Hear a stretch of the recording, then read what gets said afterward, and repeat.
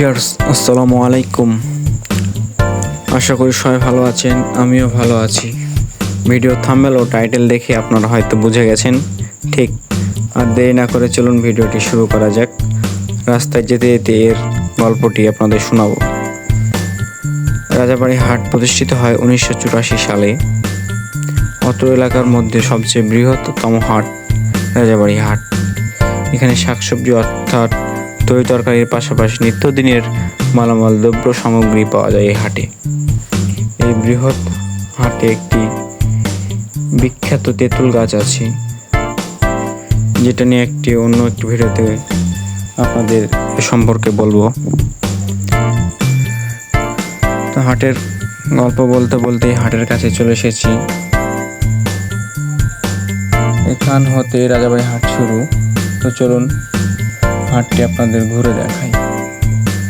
হাটের প্রথম গেট দিয়ে ঢুকলেই প্রথমে নজর পড়বে নানা রকম ভাজা পোড়া ও মিষ্টান্ন এর দোকান। একটু সামনে এগোলে অর্থাৎ হাটের মাঝে অবস্থিত মশলাপট্টি, যেখানে নানা রকম মশলা পাওয়া যায়। সেখান থেকে সামনে একটু এগোলেই হাটের পূর্ব দক্ষিণ প্রান্তে, যেখানে মাছ ও মাংসপট্টি বলেই চলে, কেননা এখানে মাছ ও মাংস পাওয়া যায়। মাংস পট্টির ঠিক পাশে অর্থাৎ হাটের দক্ষিণ পশ্চিম দিকে অবস্থিত হাটের সবজি পট্টি, যেখানে নিত্যদিনের প্রয়োজনীয় তরি তরকারি পাওয়া যায়। আর হাটের একটি বিশেষ আকর্ষণ হচ্ছে এই বরফ বিক্রেতা মামা। এই মামা প্রায় প্রতিদিন হাটে বরফ বিক্রি করে থাকেন। মাইক বাজিয়ে তিনি বরফ বিক্রি করেন। সামনে একটু এগোলেই ফল ভান্ডার, যেখানে নানা রকম দেশি ও বিদেশি ফলমূল পাওয়া যায়। আর এই ফল পট্টির পাশেই তেঁতুল গাছ, যেখানে হাটের দিন কৃষকরা হাটের ধান বিক্রয় করে এবং এখান থেকে তারা ধানও সংগ্রহ করে। হাটবার অনেক ধান আমদানি রপ্তানি করে এই কৃষকরা। আমার সবজি পট্টিতেও কৃষকরা তাদের সবজি পাইকারি বিক্রয় করে থাকেন।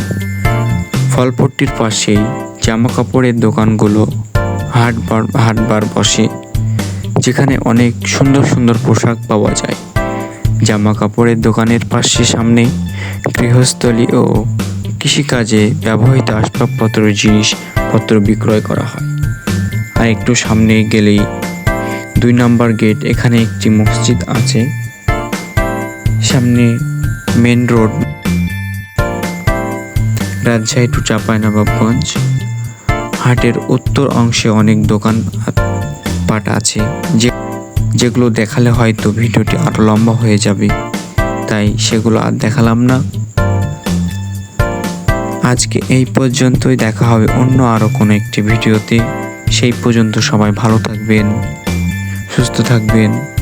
আর অবশ্যই যারা চ্যানেলটি সাবস্ক্রাইব করেননি, চ্যানেলটি সাবস্ক্রাইব করে আমার পাশে থাকবেন। আসসালামু আলাইকুম।